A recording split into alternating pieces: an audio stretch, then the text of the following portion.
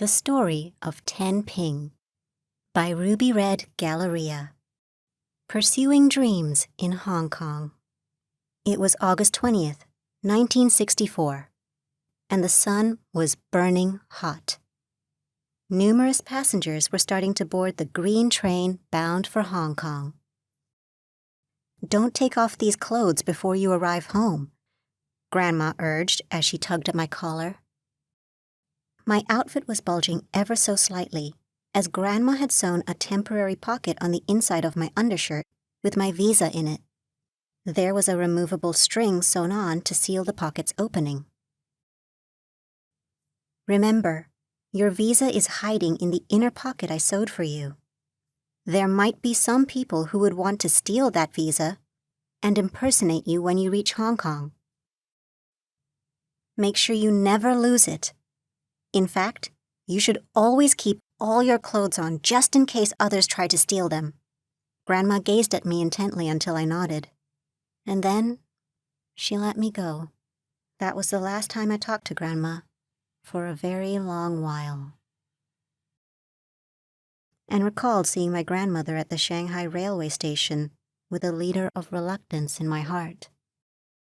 I turned around, waved goodbye to my dear Grandma and my dearest Shanghai, and entered the carriage. At just 15 years old, I boarded the train by myself to go see my parents in Hong Kong.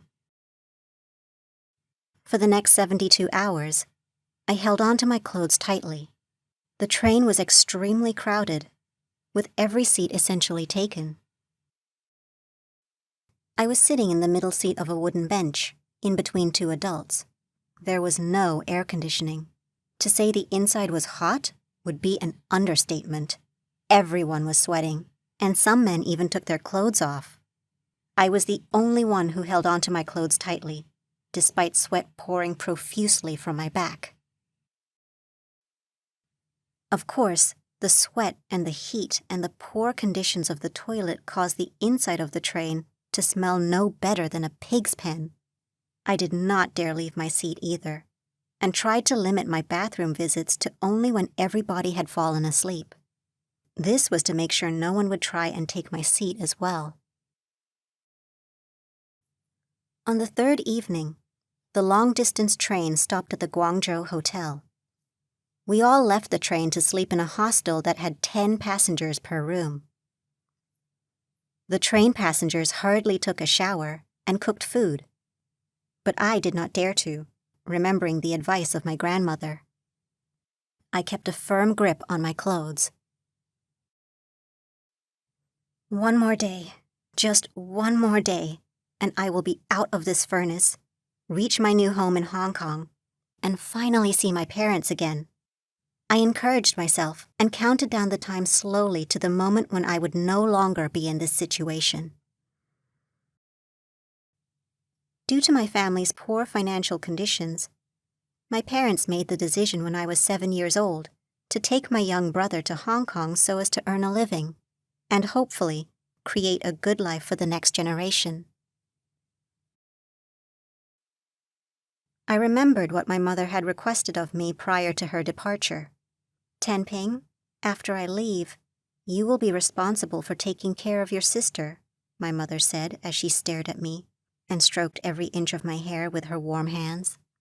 I kept her request close to my heart. I had a restless night, while the rest of the passengers snored loudly in the room. We boarded the train early the next morning and traveled for another 8 hours before we reached Hong Kong. The train rumbled on for what felt like a painfully long time. However, it was finally starting to approach the station. It hissed as it slowed down.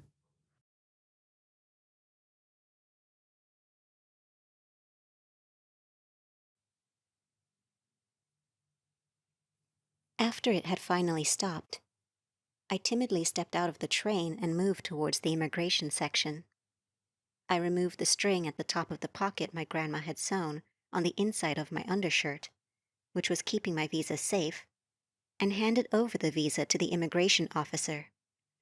The officer took it with a smile, stamped it, and let me through. On the other side was my mother, who had been away for 8 years. She was looking for me in the crowd. After a long time, I finally passed through the crowd and saw her with a red can in her hand. I ran over and hugged her tightly. "Hungry?" she asked with a gentle smile, wrapping her arms around me. "This is Coke. Drink it up." She released her arms and held out the red can. Then almost immediately, she drew back.